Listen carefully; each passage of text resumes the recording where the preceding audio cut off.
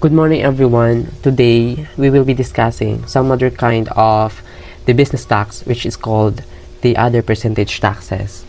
During the previous discussion, which is the value added tax, nalaman natin na ang VAT, it is a tax imposed on value added on every sale, barter, or exchange of goods or services and even our importations, and is generally subject to 12% VAT. However, may mga transaction kasi na hindi na natin sinasubject to VAT or exempt to VAT because that transaction is subject to other percentage taxes. Why? Because the transaction cannot be subject both to VAT and other percentage tax simultaneously. Ano pang ibig sabihin nun? Na yung transaction daw, yung every single transaction ng isang taxpayer cannot be subject both to VAT and percentage tax ng sabay. Why? Because it will violate the double taxation. Or it will coincide the double taxation. Imagine, yung isang transaction mo lang ay dalawang tax ang binabayaran mo. So, it will really a burden for the taxpayer. But, if the question asks you if we can subject the taxpayer both to VAT and percentage tax, the statement is true. Why? Because one taxpayer or a single taxpayer has numerous transactions. Marami po siyang transaction. Maaring yung ibang transaction niya ay subject to VAT, yung iba naman ay subject to percentage taxes. Okay? Ano ba itong sinasabi natin yung percentage tax? When we say percentage tax, it is a tax imposed on sale, barter, or exchange of goods or sale of services based upon gross sales. Parang ganun lang din yung definition niya into VAT. However, dagdagan lang natin ng konti that the transaction involving or subject to percentage shall not be subject to VAT. So, yun yung dadagdag natin. There are different kinds of percentage taxes, pero yung mga familiar lang sa atin dyan, of course, the tax on person exempt from value-added tax. Number 1, syempre, yung mga transaction na hindi na sinasubject ng value-added tax might be or may be subject to percentage taxes if it meets the criteria. Okay? And of course, yung number 10, yung amusement taxes, ayan, madalas yan sa mga recreational clubs. Okay? And of course, the percentage taxes ng mga POGO operations, tax on winnings, and the tax on sale, barter, or exchange of shares tax na dapat listed and traded through the local stock exchange. Ibig sabihin, it cannot be directly sold to the buyer. Okay? Section 116 of the Tax Code, as amended by the Create Law, provides any person whose sales are exempt under Section 109 of the Tax Code from the payment of value-added tax and who is not VAT registered shall be paid either electronically or manually a tax equivalent of 3% of his gross quarterly sales. Okay, there are two requisites given sa RR na ito. The transaction of the taxpayer, or basically its sales, shall not be subject to value-added tax. At yung pangalawa, the taxpayer is not VAT registered. Okay? Ano ang basis natin? 3% ng kanyang gross quarterly sales. Take note, it is quarterly sales. Ibig sabihin, if the given is annually, we have to divide it by 4 in order to get the quarterly sales. And, of course, dapat gross yon. Okay? Yung gross na sinasabi dyan, of course, it is exclusive of VAT. Okay. Now, let's talk about the basis of the 3% percentage tax. Okay. Prior to the effectivity of the IOPTA, kapag sinabi natin sale of goods, ang account na ginagamit natin dyan, or ang account na ginagamit natin for the basis of the tax is the gross sales. However, if it is a sale of services, ang ginagamit naman natin ay gross receipts. Now, as amended, upon the effectivity of the IOPTA, kahit yan ay sale of goods or sale of services, ang ginagamit na natin ay gross sales. O pwede rin maka-encounter tayo gross selling price. Okay? Now, let's talk about the definition of the gross sales.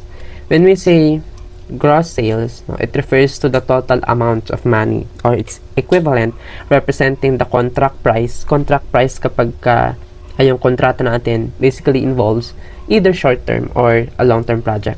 Compensation naman kapag yan ay labor, service fee kapag tayo ay nang pag-render ng ating professional services, rental or royalty kapag may leases, including the amount charged for materials supplied with the services during the taxable year for services performed for another person. Ibig sabihin lahat ng ginasto natin in rendering that certain services, which the purchaser pays or it's obligated to pay. Why? Because in order to be subject to this kind of tax, there should be a consideration but to the seller and the buyer. And of course, it is exclusion of any VAT. Yung kanyang gross quarterly sales, net of VAT dapat yun in order to get the VAT imposing on the other percentage tax. Okay? Ngayon, sino-sino naman ang mga persons liable in the payment of other percentage taxes? Okay? Unang-una dyan, no, the persons who are not VAT registered, who sell goods, properties, or services whose annual gross sales under the YUPTA do not exceed 3 million pesos and are exempt from value-added tax under the Section 109. Okay, isa-isay natin. Dapat daw yung tao ay hindi VAT registered. Tapos, yung kanyang annual gross sales, ibig sabihin net of VAT, do not exceed 3 million pesos. At yung kanyang transaction ay hindi subject ng value-added tax. Okay. Pangalawa, person who leases residential units where the monthly rental per unit exceeds 15,000 pesos, but the aggregate of such rentals of the lessors during the year does not exceed 3 million pesos. Under the, the leasing property, no? Generally, magiging exempt lang siya sa VAT kapag the monthly rental do not exceed 15,000. So, regardless of the amount of the gross sales, kapag yung kanyang monthly rental do not exceed 15,000, it will not be subject to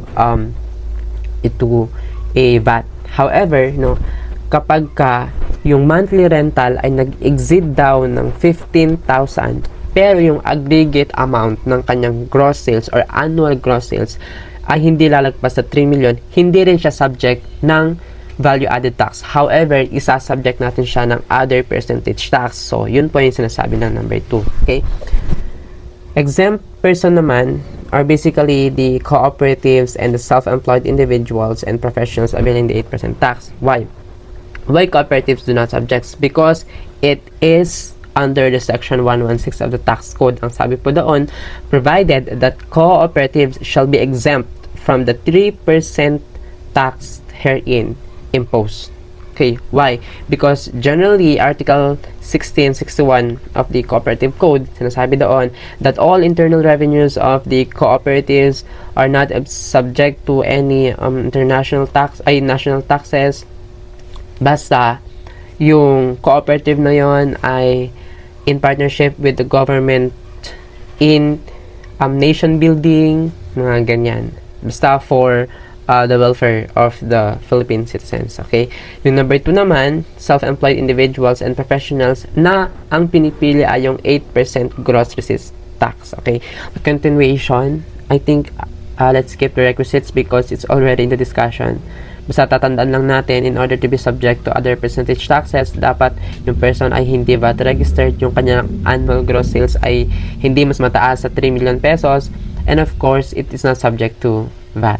Okay? A taxpayer with annual gross sales below the VAT threshold is not automatically subject to percentage tax under Section 116. Totoo naman, kasi kahit yung person ay hindi VAT registered, tapos ang kanyang gross sales ay hindi umabot ng 3 million, tapos hindi pa siya subject sa VAT, hindi naman natin pwedeng i-assume na automatically isasubject na natin siya ng VAT, ay ng other percentage taxes, because there are some transactions that is not subject to business taxes. Ibig sabihin, may mga transaction na hindi sinasubject both to VAT and other percentage taxes. Okay? Halimbawa nun ay mga, of course, yung mga transaction that subject to transfer taxes and so on and so forth. Taxpayers engaged in VAT-exempt activities under Sections 109A to 109BB are not subject to percentage tax under Section 116 regardless of the gross sales. Ito yung sinasabi ko sa inyo kanina na not all transactions are subject to business taxes. To be subject to percentage tax under Section 116, the taxpayer must not be subject to other percentage taxes under Sections 117 to 127. Ang halimbawa daw niyan ay ang mga domestic common carriers transporting passengers by land. Kasi, they are basically subject to common carriers tax. Okay? Kapag kaya naman ay air and sea, they are subject to VAT. Now, we will be discussing the tax base, the tax rates, and the formula of the other percentage taxes. Okay? Sa tax base natin, gaya ng diniscuss natin kanina, it will all be based on the gross sales. Kahit yan ay sale of goods or ng services. So, gross sales na po ang basis natin. Now, the tax rate, nagkaroon ng maraming amendments. Kaya, para magkakaroon rin ng complexity sa pag-compute kung ano nga ba talagang percentage tax ang ginagamit natin. Siyempre, beginning July 1, 2023, lahat na yun ay 3%. Paano kung yung sale ay nangyari ng April 30, 2023? So, merong combination ng 1%, tsaka merong combination ng 3%. Okay. Discuss natin. Prior to July 1, 2020, ang ginagamit natin ay 3%. From July 1, 2020 to June 30 na amend at nag-decrease to 1% only.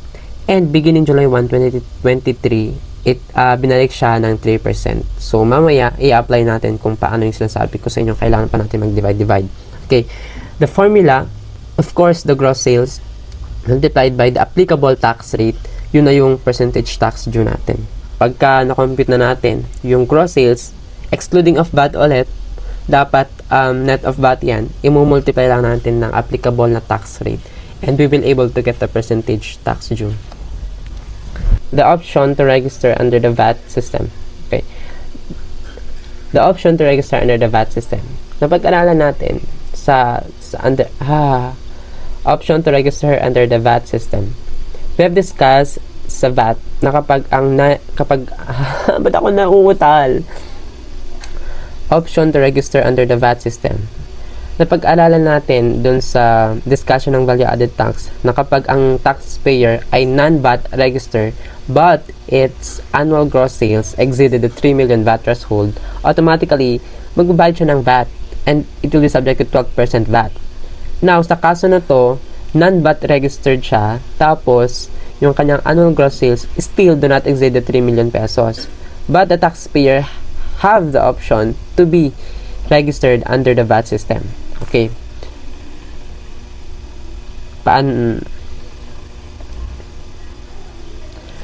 Kapag gusto niya ma-subject sa VAT, yung taxpayer should registered within 10 days before the start of every taxable quarter. Ibig sabihin, kapag first quarter yan, dapat hanggang January 10 nakapag-register na siya. Kapag second quarter naman, hanggang April 10 nakapag-register na siya. And if so, na nakapag-register na siya, he cannot terminate the registration until 3 years. So, ibig sabihin, kung 2020, dapat 2024, beginning ng 2024, pa lang niya pwedeng i-terminate yung kanyang registration. Provided na hindi niya pa rin nami-meet yung qualifications to be subject sa VAT system. Now, let's talk about the VAT threshold for married individuals. The same concept applies also dun sa napag-aralan natin dun sa VAT, that married individuals are considered as separate taxpayers. However, the aggregation rule for each taxpayer shall also apply. Halimbawa, if a professional, aside from the practice of his profession, also derives sales from other lines of business which are otherwise subject to VAT, the same shall be combined for the purposes of determining whether the threshold has been exceeded. So, kapag marami siyang transaction, i-accumulate yun lahat in order to determine if yung kanyang annual gross sales ay aabot ba ng 3 million or hindi. Okay, para ma-determine din natin kung isasubject natin siya ng 12% VAT or hindi, or at the taxpayer's choice. Pero hindi yun i-combine dun sa kita niya dun sa kanyang asawa. So, ang kita niya ay kita niya, ang kita ng kanyang asawa ay kita niya. Tapos, yung kanilang respective income, yun ang kanyang magiging basis dun sa pag-determine if he will be subject to VAT or not. Hello everyone, I am Aaron J. Lordan Magayano and I will be discussing the illustration. So let's try to answer some basic problems. So for illustration 1, we simply determine the correct business tax for the following. So for a meat dealer with annual gross sales of 2 million, it is not subject to VAT since it is one of those activities that are exempt under the Section 109 of the tax code, particularly the sale or importation of agricultural products and foods for human consumption. So this is regardless of the amount of gross sales, so whether or not it exceeds the 3 million threshold, it will not be subject to VAT since it is explicitly exempt from the law. So the second problem, dealer of poultry feeds with annual gross sales of 8 million. This is the same case as the item number 1. It is exempt under the Section 109 of the tax code, and regardless of the gross sales, it is exempt since whether or not it exceeds the 3 million threshold, it will not be subject to VAT. Dealer of specialty feeds with annual sales of case A, 2.5 million. So, in general, this should be subject to VAT. But since hindi tayo lumagpas sa 3 million threshold and hindi rin naman tayo VAT registered, hindi tayo magbabayad ng VAT, but instead we will be subject to percentage tax under Section 116. Case B, 2.5M yung gross sales natin and we are VAT registered. So, even though hindi natin nalagpasan or na-exceed yung 3 million threshold, but since VAT registered tayo and that is irrevocable, you will still be liable to pay VAT. So the answer is VAT. Okay, so for the third case, 5 million na gross sales. So matik, subject na tayo VAT dito kasi aside from the activity being not exempted on VAT, but also we exceeded the 3 million threshold. So we'll be subject to VAT na naman. Okay, so let's continue with the illustration 1. So let's determine the correct business tax that these business operators or entities are subjected to. So for item number 4, taxi operators. So this is one of those domestic common carriers that transport passengers, and as discussed earlier by Mr. Malyari, those that fall into this classification, common carriers tax who transports passengers are subjected to the percentage tax under Section 117, or the common carriers tax regardless of the amount of gross sales. So whether we exceed the VAT threshold of 3 million or not, it will always be subjected to Section 117's percentage tax of 3%. Okay, so let's continue with item number 5. A CPA practitioner whose annual gross sales under EOPTA or ease of paying tax amounted to A, 2.5 million, B, 2.5 million and is VAT registered, and C, 5 million gross sales. So for letter A, the 2.5 million gross sales, so the practitioner or the CPA will be subjected to percentage tax under Section 116 instead. Diba, supposedly subject tong type of earner sa VAT, but then since hindi niya na-meet yung VAT threshold of 3 million and since hindi rin naman siya VAT registered, he will be subjected to business tax of or percentage tax of under Section 116 instead of 3%.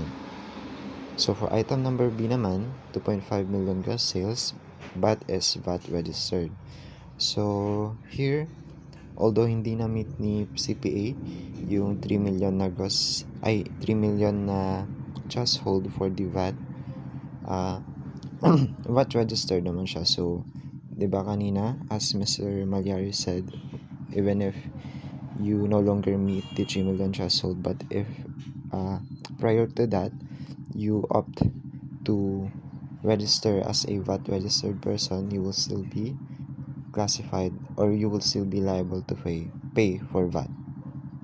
For the last one, 5 million gross sales. So alam naman na natin siguro lahat yung sagot dito.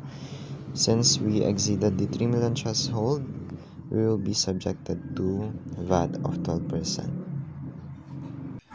Okay, so let's continue with the illustration 2, corporate taxpayers. So for case A, ABC Trading Corporation, non-VAT registered, is a trader of electronic products. The data for year 2024 were provided as follows. Gross sales 1.8 million, purchases on account from VAT suppliers 1.2 million, payments made to VAT suppliers 800,000, purchases on account from non-VAT suppliers 200,000, payments made to non-VAT suppliers 80,000, and operating expenses 400,000. Okay, so for question number 1, what is the applicable business tax in the amount due for the year? So, una nating titignan yung gross sales, kung nalagpasan niya ba yung 3 million VAT threshold. So, as given here, hindi, since 1.8 million lang. And aside from that, aside from the corporation not meeting the VAT threshold or not exceeding the 3 million VAT threshold, he is also, or they are also non-VAT registered. So, instead of paying VAT, he will no longer be subject to that, but he will be now subject instead to 3% percentage tax under the section 116 because he met all of the conditions in order to be VAT exempt under section 116. It is because una, hindi na siya VAT registered, hindi rin VAT exempt yung transaction niya, tsaka yung amount of sales niya is equal lang or less than 3 million, and therefore subject siya to percentage tax instead. For question number 2, what is the applicable business tax in the amount due assuming the taxable year is 2023 or the transition year or during the pandemic? Assume further that the gross sales for first and second half of the year were 800,000 and 1 million respectively. So as discussed earlier by Mr. Francis Malyari, meron tayong multiple na rates applicable depending on what period the entity was operating. So in this case, since transition year tayo, yung first half or January 2, June 1, 2023. No, sorry, it's January 1 to June 30, 2023. Basta before July 1 or before yung re-implementation ng 3% na rate. So for the first half, we multiply the 800,000 sales to the 1% transition rate. So that's 8,000, and for the second half of 1 million sales, we now multiply it to 3% since it's post the transition period na. So 1 million times 3%, that is 30,000. So we just add the 2. So that is 38,000 total business tax for the year 2023, particularly other percentage tax. Okay, so let's now move on to the question 3. Assuming ABC opted to register under the VAT system, what is the applicable business tax and the amount due for the year? So since although hindi natin na-meet yung 3 million VAT threshold, the ABC Trading Corporation opted naman to be registered as VAT registered entity. So in this case, whether or not we exceed the threshold, we will still be subject or liable to pay VAT. So kunin na natin yung gross sales natin and we multiply it by 12%. So that is 216,000, and then we are entitled to input VAT as a credit to output VAT, right? So ang kukunin lang natin or pwede natin kunan is yung mga binili natin under a VAT registered supplier o entity. So if bumili tayo from a non-VAT supplier, hindi natin pwede i-apply yung input VAT natin doon kasi wala namang naipasang VAT sa atin. So that is only 1.2 million. So 1.2 million times 12%, that is 144,000.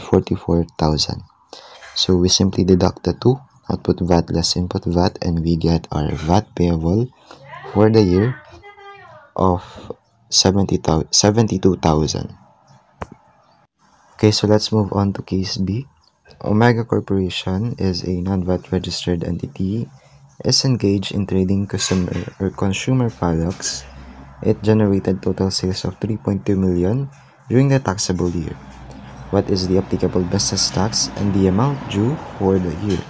So we have to take note that even if the Omega Corporation is non-VAT registered, but still should be subject to VAT since the entity exceeded the 3 million threshold. So the only complication here is that if he were or they were to be VAT registered, they can be entitled to input VAT credit. But then since hindi nga sila VAT registered, hindi sila entitled to any input VAT deductions. So applicable na business tax lang here is simply VAT of 12% since we exceeded the VAT threshold of 3 million.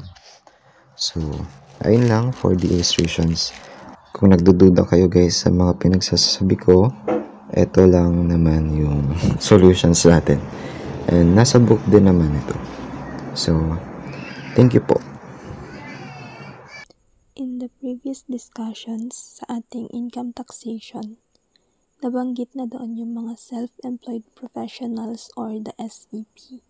And under the train law, sila yung mga sole proprietor or an independent contractor who reports income earned from self-employment. So, they control their works, how the work is done, and when it is done. So, ito yung mga professionals from the word itself, professional, wherein yung income nila derived purely from the practice of profession and not under the employer-employee relationship. So, yung professional defined under the train law as a person formally certified by a professional body belonging to a specific profession by virtue of having completed a required course of studies and or practice, whose competence can usually be measured against an established set of standards. So, itong mga professionals na ito, it includes but not limited to professional entertainers, professional athletes, directors, producers, insurance agents, and etc. So the self-employed professionals is subject to both income tax and business tax. So sa income tax, they are subject to either graduated rate or 8% tax if applicable yon. While sa business tax naman, they are not entitled to the 8% tax, but they are entitled sa tax wherein VAT or the percentage tax. And there are 4 given requirements kung paano natin ma-avail yung 8% tax. And the first one, dapat non-VAT registered yung person. Second one, not engage in VAT exempt sales or transactions. Next, not subject to other percentage taxes other than Section 116 of the Tax Code as amended. And the last one, the self-employed professional signified in his or her first quarterly return of his or her intention to elect the 8% income tax. But unless the SEP signified his or her intention to avail the 8% tax, she or he shall be considered as having availed of the graduated rates under Section 24 of the Tax Code as amended, and such election shall be irrevocable. And also provided here yung summary of taxes applicable to the self-employed professionals. First one, if the gross sales is not more than 3 million and the SEP or the SEP is not VAT registered. So in general, sa income tax, graduated rate yung gagamitin. And then sa business tax naman, percentage tax. While dito, dahil hindi siya nag-exceed ng 3 million VAT threshold, sa income tax, meron silang option to choose the 8% tax. While sa business tax, they have no options. Kasi sabi ko nga kanina, yung mga SEP or the self-employed professionals under the business tax, subject lang sila either VAT or percentage tax. Kaya hindi sila pwedeng mag-avail ng 8% tax. And if the gross sales is more than 3 million and or the self-employed professional is VAT registered, then in general, yung income tax is sa income tax is graduated rate, and sa business tax naman that 12% VAT. So to further understand the concepts given, let's try to answer or analyze the illustrations. So let's try this one, the illustration number 3. Ang scenario dito ay paano kung individual taxpayer ka and purely SEP ka. So case A, Pedro is engaged in the following during 2024 taxable year. Tracking business, gross sales of 1.6 million, lease of apartments, monthly rental is 14,500 per unit, and annual gross sales of 1.2 million. Practice of accountancy, gross receipt of 900,000. So what is the applicable business tax of Pedro in 2024? So, under section 116 of the tax code, kapag ang gross sales mo ay gross sales and gross receipt mo is less than 3 million at non-VAT ka, subject ka sa 3% other percentage tax. Pero, if VAT registered ka at less than 3 million yung gross sales and gross receipt mo, then subject to VAT ka. So, dahil less than 3 million ang gross sales and gross receipt ni Pedro, which is 1.6M na galing sa tracking business niya at 900K na galing sa gross receipt niya from the practice of accountancy, which is 2.5 million. At assuming siya ay non-VAT registered. So, ang applicable business tax ni Pedro would be 3% percentage tax under section 116. Bakit? So, kapag professional ka, aside from practicing your profession, pwede kang kumita sa iba mo pang business na pwedeng subject to VAT. Kagaya ni Pedro na may tracking business at CPA pa siya, so may practice of profession na may aggregated amount of 2,500,000. Pwede mong i-combine yung dalawa para malaman mo if naabot yung threshold na 3 million na kapag na-exceed niya, then subject siya to VAT. So, under section 109Q, subject to VAT ang list of residential units kapag ang monthly rental ay more than 15,000 and annual sales is more than 3 million. So, dahil hindi na-meet ni Pedro ang threshold, VAT exempt siya sa list of apartment. So, case B, Pedro is a big-time fish dealer. So, his gross sales during 2024 taxable year amounted to 5 million. So, the question is, what is the applicable business tax and the amount due that Pedro should pay for the year? So, the answer would be none. So, bakit hindi subject si Pedro sa business tax? Yun ay dahil engaged si Pedro sa VAT exempt sale. So, under section 109A of the tax code, sale of agricultural and marine food products in their original state is exempt from VAT. So, nag-a-apply lang ang section 116 or other percentage tax kapag ang taxpayer ay hindi subject to VAT. Bakit hindi subject to VAT? Simply because siguro hindi nila na-exceed yung VAT threshold na 3 million at kapag yung transaction ay hindi included sa listahan ng mga VAT exempt sales. So, under section 109A to 109BB. So, since the sale is VAT exempt under section 109A, exempt na rin si Pedro sa percentage tax under section 116, regardless of the amount of gross sales and or gross receipt. So, kahit pa-exempt si Pedro sa business tax, subject pa rin siya sa income tax using the graduated tax rate. So, bakit subject pa rin si Pedro sa income tax? Kasi 'di ba, ang general rule is kapag ang gross sales is more than 3 million and VAT registered ka, in general, graduated rate and subject to VAT ka. Pero dahil VAT exempt sale ang business ni Pedro, exempt sa VAT but not in income tax. So, dahil na-exceed niya yung 3 million, graduated rate ang gagamitin niya. Not the 12% VAT and not the percentage tax. Kasi exempt siya doon. So, question number 2. Assume Pedro is also engaged in leasing out its delivery trucks to other fish dealers. Assume further that his total gross sales from such transaction amounted to 1.5 million. What is the applicable business tax and the amount due for the year 2024? So, ang applicable business tax niya is 3%. So, under Section 116 yun, OPT. Pero, yung sales niya as a fish dealer, exempt pa rin yun kasi VAT exempt sales yun. Pero dito, yung subject lang sa 3% OPT tax, percentage tax is from the list of delivery trucks only kasi hindi na ito kasali sa listahan ng mga VAT exempt sales at hindi na exceed ni Pedro yung threshold na 3 million kaya hindi subject to VAT but subject to OPT under Section 116 of the tax code. Also, si Pedro is non-VAT registered din and is not engaged in other percentage tax rather than Section 116. So, ang business tax due niya is 1.5 million na gross sales times 3% is equals to 45,000. So, question number 3.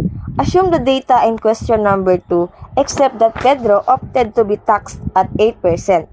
How much is the amount of business tax that Pedro should pay under Section 116? So, the answer would be none. Wala siyang business tax kumbaga. Kasi, the 8% tax is in lieu of income and business tax under Section 116. So, hindi pwedeng yung 8% na yun, business tax lang yun. Kasi, yung 8% na yun, dalawa na sila dun eh.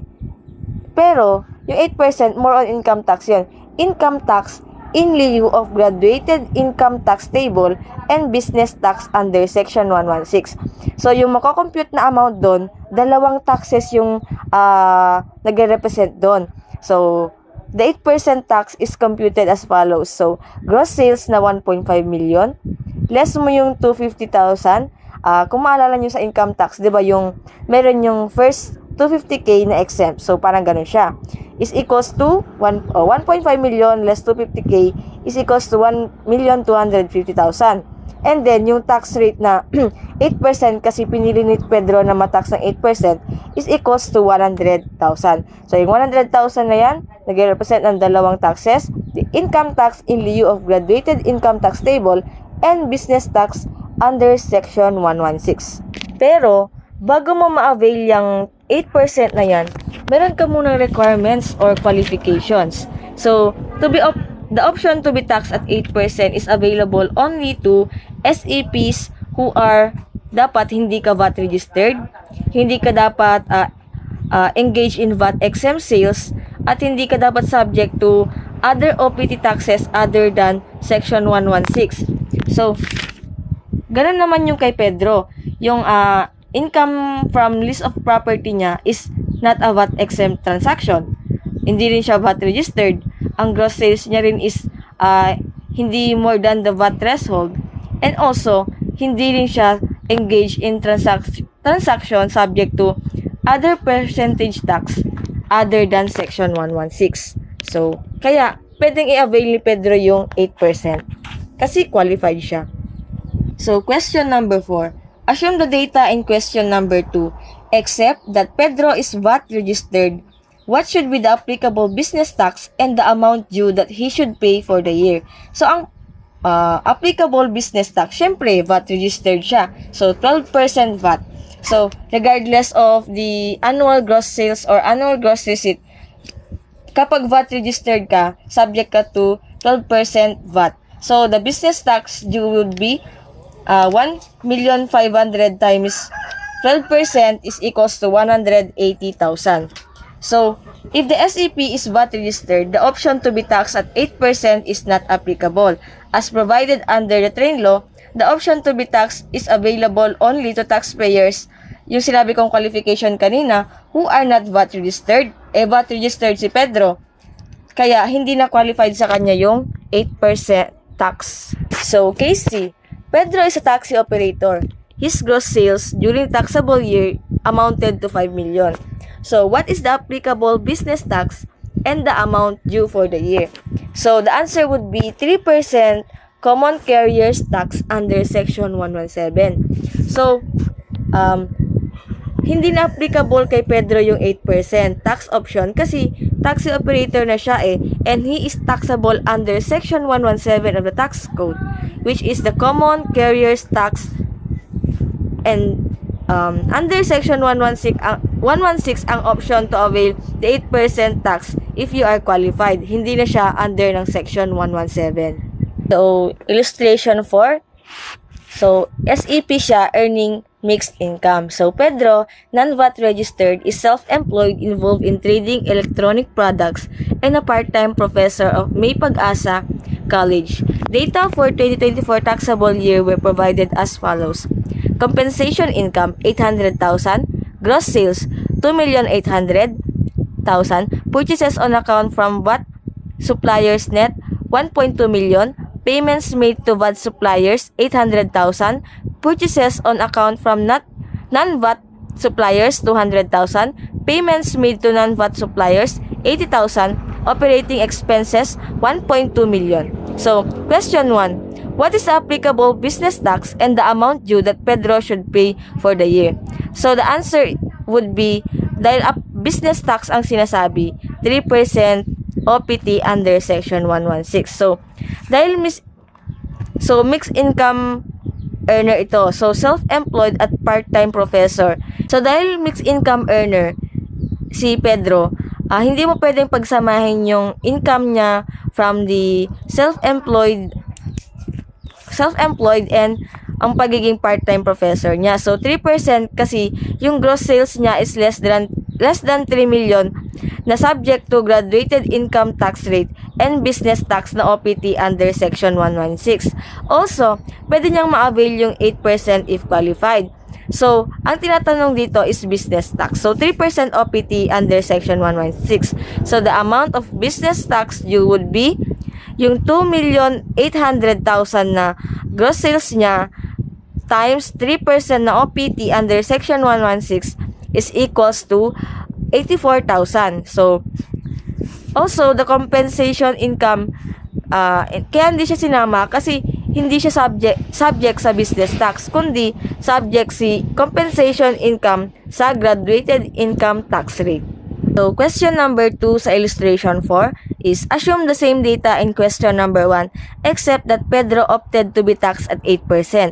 How much is the amount of business tax that Pedro should pay under the Section 116? So, ulit, ang sagot dito is none. Kasi, the 8% tax is in lieu of income and business tax under Section 116.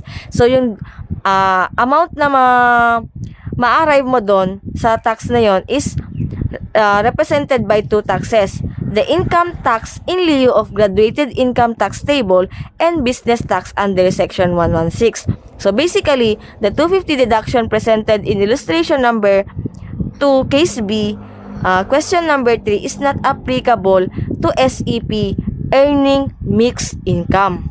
Illustration number 5 na tayo. SEP exceeded the VAT threshold during the year. So, Anna is a non-VAT registered CPA practitioner. She indicated her intention to be taxed at 8% in her first quarterly income tax return. Her gross sales in 2024 were as follows. From January to September, 3 million. October to December, 1 million. So, question number 1. How much should be her total business tax for the year 2021? So, the answer would be, from January to September niya is 3 million. So, subject yun sa 3% tax. Kasi hindi niya na-exceed yung yung threshold.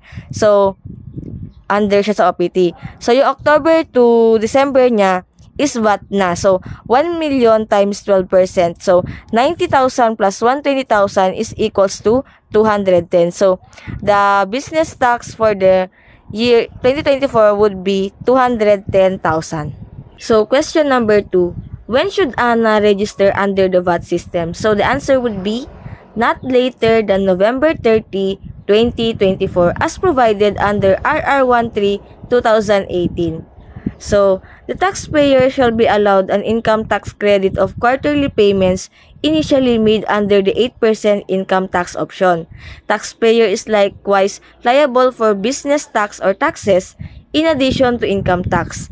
A percentage tax pursuant to Section 116 of the Tax Code as amended shall impose on the first 3 million.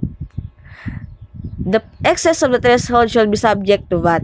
Percentage tax due on the 3 million shall be collected without penalty if timely paid on the due date immediately following the month the threshold was breached. Good day everyone, I am Joe Mercado and today I will discuss Section 117 of the Tax Code, or the percentage tax on domestic common carriers and keepers of garage, or also known as the Common Carriers Tax or the CCT. So first, define muna natin kung ano ang common carriers. So according to the Article 1732, common carriers are yung mga persons, corporations, firms, or mga asosasyon na engage sa business ng pagtransport ng mga passengers or mga pasahero or goods, or pwedeng dalawa, by land, water, or air kapalit ng compensation or offering their services to the public. So ano nga ba ang kino-cover ng Section 117? Carts for rent or hire driven by the lessee, mga nagpaparenta ng mga sasakyan, transportation contractors or mga jeepneys, taxi operators, including persons who transport passengers for hire or yung mga tinatawag natin yung mga Grab, and other domestic carriers by land for the transport of passengers. So, ang kailangan nating tandaan dito guys, ang pinaka-importante dito is yung dapat domestic carriers siya, and by land yung pag-transport niya ng passengers, and also dapat ang tinatransport niya is passengers. So may exemption dito na owners of bangkas. Syempre ang dapat nga nating tandaan is by land nga dapat siya, kaya bangkas is for water naman, kaya exempt siya. And ito yung isa sa mga nakakalito din, owners of animal drawn two-wheeled vehicles, or yung mga example nito is kalesa. Bakit ko nasabing nakakalito to is paano kung tatlo yung gulong ng kalesa, di ba? Hindi na ba siya exempt kapag okay na sana tong animal drawn na lang yung nilagay nila. Nilagyan pa ng two-wheel, pero okay lang yan. Minsan magulo talaga yung batas. And keepers of garage shall pay a tax equivalent to 3% of their quarterly gross sales. Ano nga ba tong keepers of garage? Example nito guys is, kunwari may bakanting lote ka and yung katabi mo is Victory Liner. Now, yung Victory Liner, nagkulang sila ng garahe, and then yung bakanteng lote mo na sayo is nirentahan nila para paggarahehan ng mga bus nila, yon matatawag kang keepers of garage. So you shall pay a tax equivalent of 3% sa yung quarterly gross sales.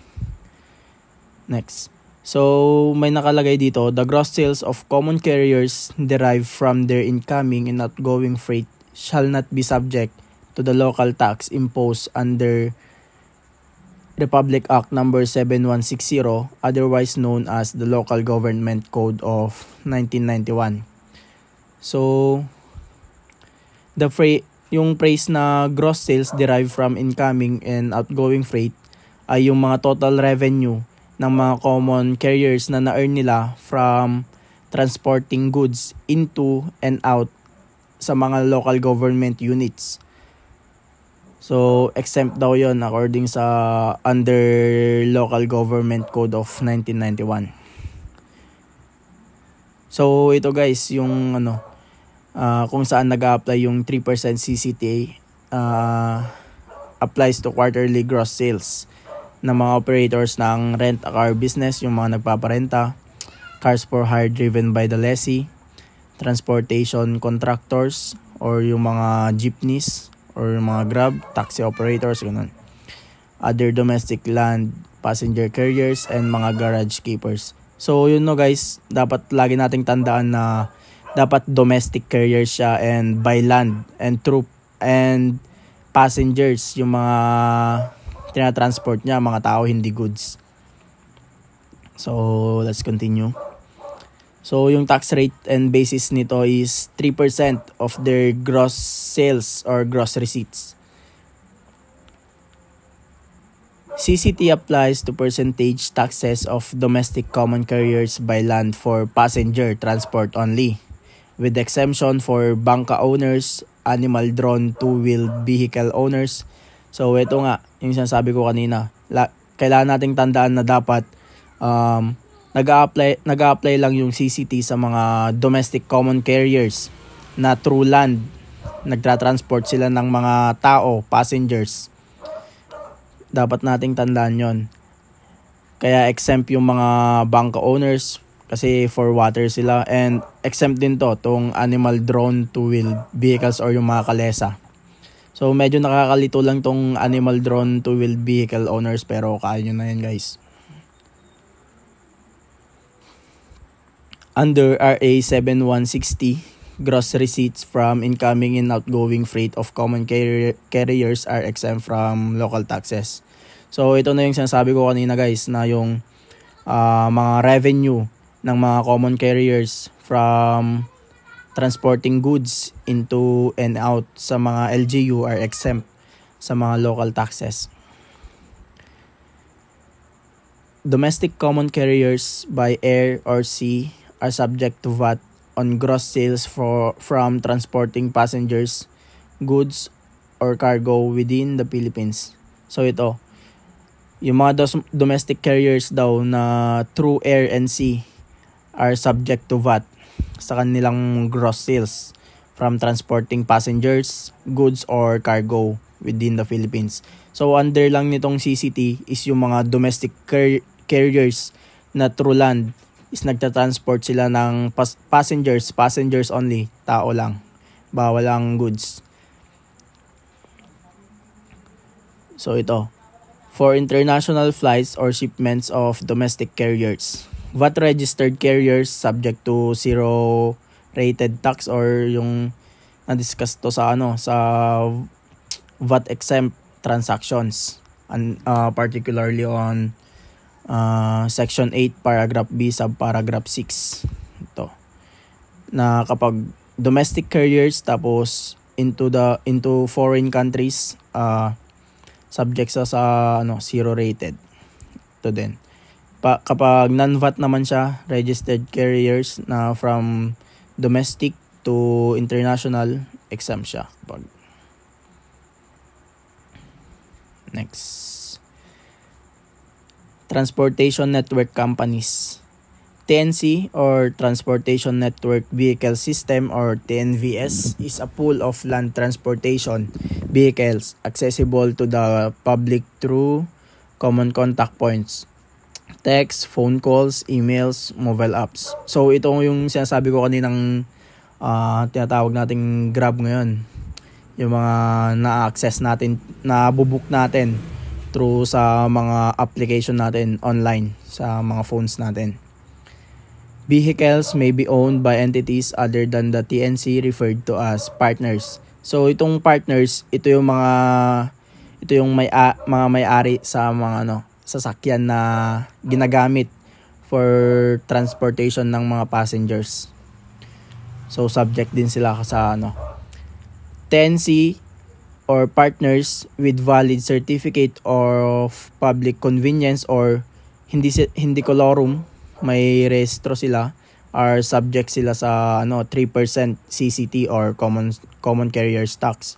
Kapag naman yung TNC and partners ay walang valid CPC, masasubject sila either sa 12% VAT or 3% other percentage tax under Section 116 naman. Hindi siya under Section 117 kapag wala silang valid CPC. Ibig sabihin, colorum sila. So, next.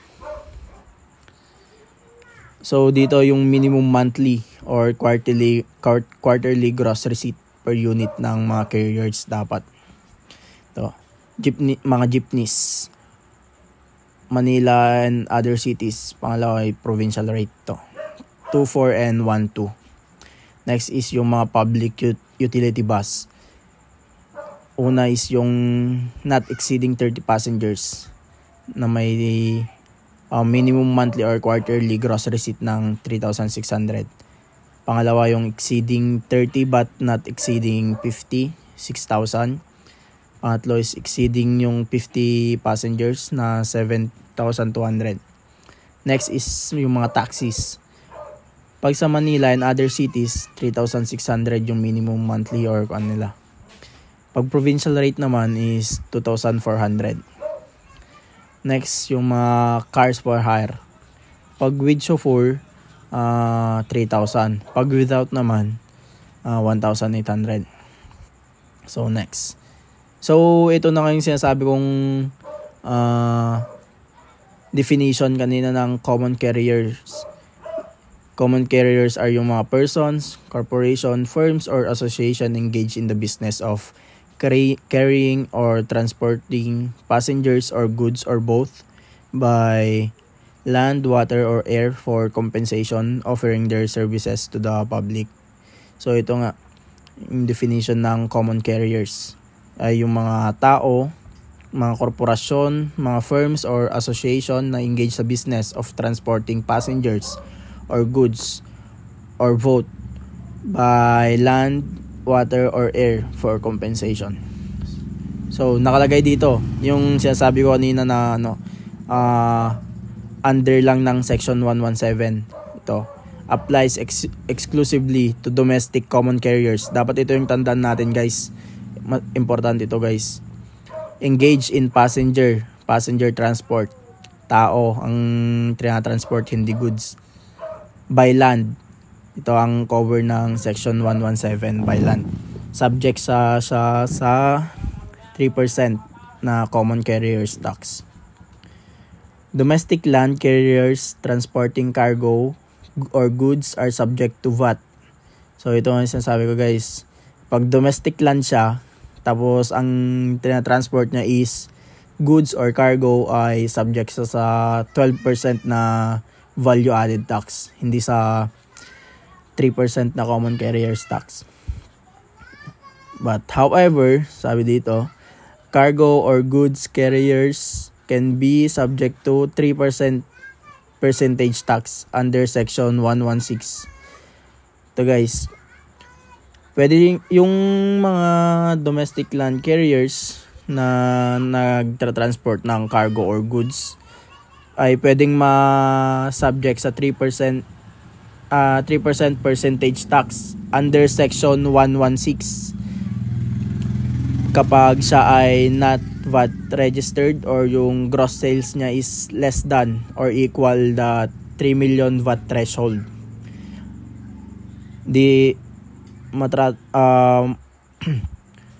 Masasubject siya sa kapag sa 3% percentage tax. This rule also applies to domestic airs and sea carriers. The 3% common carriers tax is, yun nga, under siya ng section 117. Must be distinguished from the 3% percentage tax on VAT exempt entities. So yun, guys, magkaiba yung 3% na common carriers tax sa section 117 and dun sa 3% percentage tax on VAT exempt entities under section 116. So basically ito yung guys, yung summary ng pinagsasabi ko kanina, guys.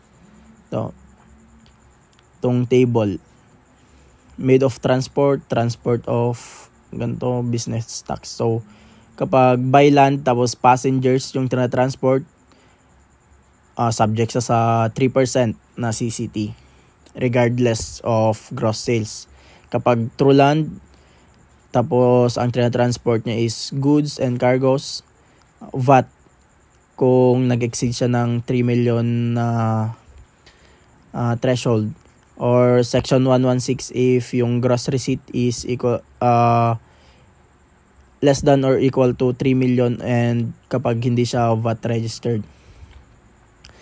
Kapag by air naman or sea tapos passengers yung transport is ganoon din, VAT siya or under section 116 kung yung gross receipts niya is less than or equal to 3 million and hindi siya VAT registered. Kapag by air or sea naman and yung transport niya is goods and cargos, ganoon din, VAT or section 116. Kapag international naman, flight or shipments of domestic carriers. Ito yung sinasabi ko kanina guys na na-discuss sa VAT exempt transaction under section 8. Section 8 paragraph B subparagraph 6. Kapag VAT registered siya is sa 0 rated siya, 0% value added tax. Kapag hindi naman siya VAT registered, VAT exempt siya kapag. So ito, note, VAT is imposed on sales of goods or services rendered in the Philippines only. As such, transport of passengers and goods from international flights of domestic common carriers are not subject to VAT. So ito yun guys, kapag yung domestic carriers, example is Cebu Pacific, is nagtransport siya ng passengers or goods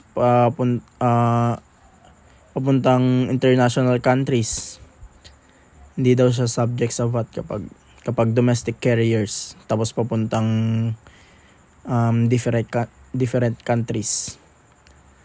Transport operation of common carriers originating abroad is not subject to business tax in the Philippines.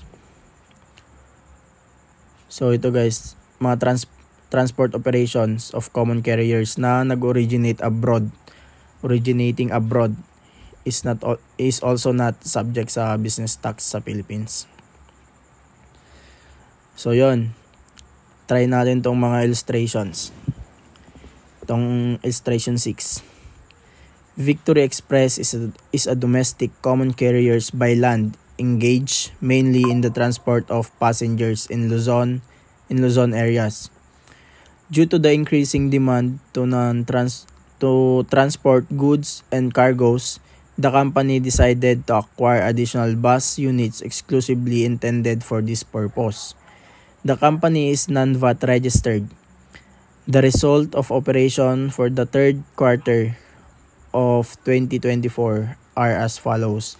Gross sales of transport of passengers na 50M, gross sales of transport of goods na 15M, and purchases ng supplies and services 12M, and other operating expenses na 3 million. So question 1. What amount should be recognized as common carriers tax?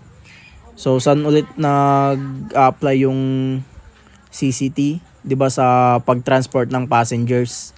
So ito ang kukunin natin, tong 50M multiplied by the 3% na CCT. So ang sagot dito sa question number 1 is 1.5M. Question 2. What amount should be recognized as output VAT? So yung na-discuss natin kanina na kapag transport of goods is subject siya sa VAT. So ito, 15 million times yung 12% na percentage ng value added tax is equal to 1.8 million. So may nakalagay dito, the gross sales for the transport of goods or cargoes exceeds the VAT threshold of 3 million. So, kahit non-VAT registered siya, yung gross sales niya naman sa pag-transport ng goods or cargoes is nag-exceed naman siya sa 3 million na threshold, kaya subject siya sa 12%. However, being a non-VAT registered entity, Victory Express cannot pass on to customers on transport of goods or cargoes the applicable output VAT and is not entitled to input VAT credit. So yun guys.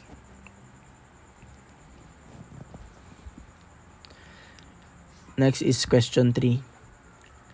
Assume that Victory's gross sales from transport of goods amounted to 1.5 only. What amount should be recognized as business tax?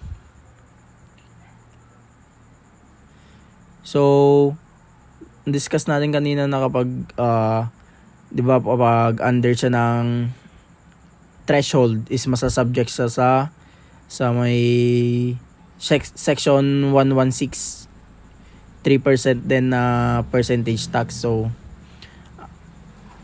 para makompute yung 50 million kanina na transport ng passengers times 3, 1.5 M, tapos yung transport of goods na 1.5, yung 1.5 na less than the threshold, kaya masasubject sa 3% na percentage tax under section 116. So ito, 1.5 times 3%, 45k. So ang sagot dito sa question number 3 is 1,545,000. So gets guys. Next is illustration 7. Philippine Air, a VAT-registered domestic air carrier, provided the following data for the third quarter of 2024. Gross sales, transport of passengers, 50M. Gross sales, transport of goods, 10M. And purchases ng supplies, net ng VAT, 20M. How much? Question 1. How much is the applicable business tax due assuming the revenues were derived from its domestic operations? So, magkano daw yung applicable na business tax assuming that the revenue were derived from its domestic operations? So, una, yung gross sales ng transport of passengers na 50M and yung gross sales ng transport of goods na 10M na output VAT times 12% is 7,200,000. And yung input naman na purchases na net of VAT, ibig sabihin lang is exclusive siya ng VAT, kaya computein natin yung input VAT, 20M times 0.12 or 12%, 2,400,000. So ang sagot is na VAT payable is 4,800,000. Question number 2. How much is the business tax due or refundable assuming the revenues were derived from its international operations originating in the Philippines? So to compute,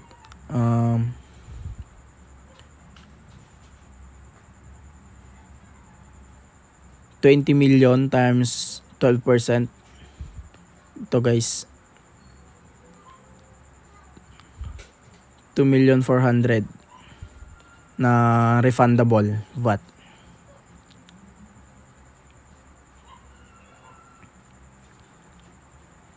Question 3. Same assumption in question 2, except that the company is a non-VAT registered entity. How much is the business tax due? Answer dito is 0. The company is VAT exempt, being a non-VAT registered entity, and the flight pertains to international flights of domestic common carriers. So yun nga guys, yung na-discuss natin kanina na kapag domestic carriers papuntang international tapos non-VAT registered pa siya, kaya VAT exempt siya, kaya 0 ang sagot dito. Question 4. How much is the business tax or refundable assuming that the revenue were derived from its international operations with the following breakdown: 50% originating in the Philippines and 50% originating in abroad. So yun guys, parang tong tanong sa question number 4 is same lang sila ng question number 2. Ang pagkakaiba lang dito is 50-50. 50% nag-originate sa Philippines and 50% is nag-originate sa abroad. So we just need to we just need to i-50% yung mga ano. So dito sa may output VAT, since international nga siya, tapos VAT from domestic to international, since VAT registered siya, so masasubject sa 0%. 0% na VAT. Tapos next is yung input VAT. Pagpasensyahan nyo na guys, mali ata yung na-input nung president namin. This must be input VAT. 20M times 50% na yung originating sa Philippines times 12% na na VAT, value added percentage tax. Value added tax. To 1,200,000 na VAT refundable. Note, the revenues on each flight originating abroad is not subject to business tax. So yun nga guys, itong 50% lang yung kinuha natin na originating in the Philippines, kasi yung 50% na originating from abroad is not subject sa business tax. So yun lang guys, ang under ng section 117 or percentage tax on domestic common carriers and keepers of garage or common carriers tax. Yun lang guys. Good day everyone. We are presenting chapter 9, percentage taxes. So, section 118 of the tax code as amended by Crate Law provides international air carriers and shipping carriers doing business in the Philippines on their gross sales derived from transport of cargo from the Philippines to another country shall pay a tax equivalent to 3% of their quarterly gross sales. International air and shipping carriers are subject to common carriers tax at 3% based on gross sales derived from transporting goods from the Philippines to other countries. This is applicable to foreign international air carriers and international carriers doing business in the Philippines. So, under the section 118, it says here that the 3% common carriers tax is only applicable to the foreign international air and shipping carriers. So, under section 118, the computation for gross receipts and sales includes total money or equivalent representing contract fees, freight or cargo fees, mail fees, applied deposits as payments, advance payments, and other service charges and fees. It also says here that these amounts must be actually or constructively received during the taxable quarter for cargo or mail originating from the Philippines in continuous and uninterrupted flight, regardless of where the passage documents were sold, issued, or paid for. So, exemption from the value-added tax. International air carriers and international shipping carriers shall not be subject to the 12% value-added tax or VAT, for the reason that it is only applicable on sale of goods or services rendered in the Philippines. International flights or shipments of international carriers are not considered sale or of service rendered in the Philippines.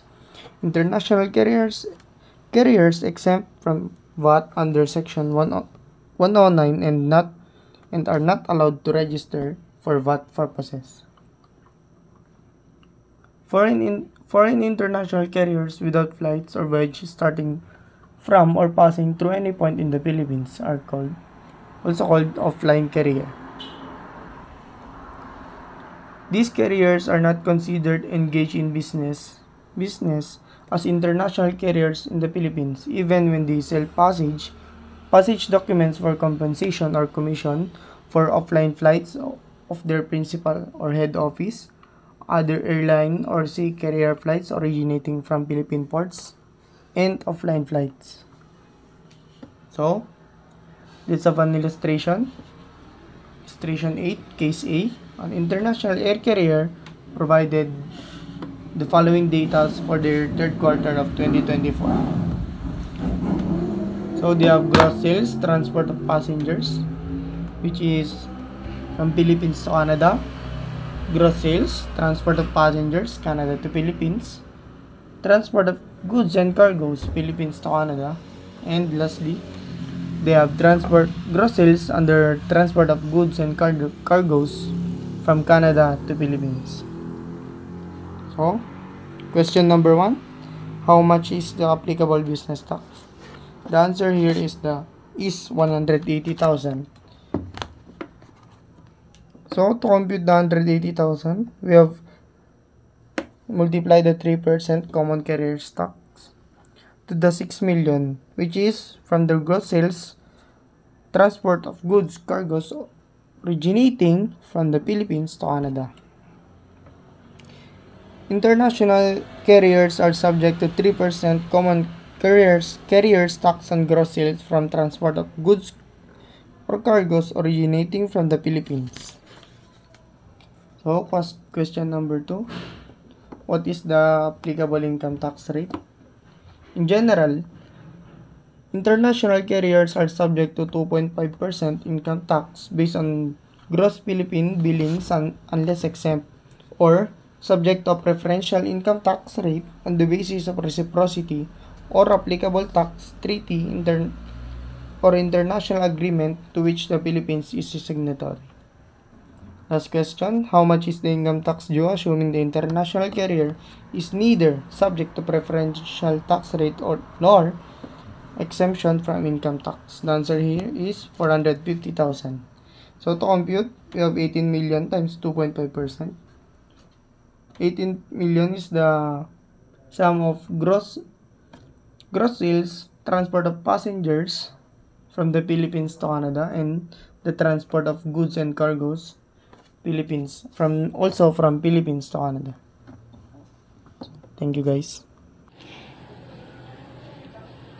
Section 119 of the Tax Code outlines the tax rules for franchise grantees depending on the type of their business and their gross sales. Dito nakasaad kung paano binubuwisan ang mga negosyo na may hawak ng franchise tulad ng radio at TV broadcasting companies, gas and water utilities, and iba pang klase ng franchise holders. So, para sa radio and TV broadcasting companies, ang tax ay 3% ng gross sales kung hindi sila register sa VAT. Pero kapag lumampas sa 10 million ang gross sales noong nakaraang taon, kailangan na nilang magpa-register sa VAT and magbayad ng 12% VAT. And take note, kapag pinili nila ang VAT registration, hindi na nila ito maaaring bawiin o balikan sa 3%. Para naman sa gas and water utilities, ito ay 2% na ang gross sales. Hindi na tinitignan kung magkano ang kita basta ang kita ay mula sa negosyong sakop ng franchise. So, tatandaan nyo para sa gas and water utilities, 2% OPT regardless ng gross sales. Para naman sa iba pang franchise holders, pwede silang mamili kung yung 12% VAT ba or yung 3% OPT. Pero pipiliin lang nila yung 3% OPT kung sila ay hindi VAT registered and ang kanilang gross sales ay hindi lalampas sa 3 million. This is based sa Section 116. So dito sa filing and payment requirements, babasahin ko na lang po yung nasa PPT. Returns must be filed with the commissioner or authorized representative. It must comply with Section 128 of the Tax Code. Returns are subject to audit by the BIR and no exemption from audit regardless of provisions in any existing law. So, lahat daw ng franchise holders ay subject sa audit and walang exception kahit anong batas pa ang nakasaad. Let's try to understand the illustration number 9. KRTV is a franchise grantee and the leading television broadcasting company in the country. The gross sale of the preceding and current years amounted to 12 million and 11 million respectively. Question number 1. How much is KRTV's business tax due? So, ano daw yung tax due ng KRTV? So, ang sagot dito is 1,320,000 VAT. Paano ito nakuha? So, dahil lampas na sa 10 million ang kita, VAT registered na ito. Kaya, 11 million times 12% is equal to 1,320,000. Question number 2. I-assume daw natin na 9 million lang yung sales noong nakaraang taon. So, magkano naman daw ang tax due? Ang sagot dito is 330,000. Pasok siya sa 3% OPT dahil hindi naman lampas sa 10 million ang kita noong nakaraang taon. So, simply, 11 million times 3%.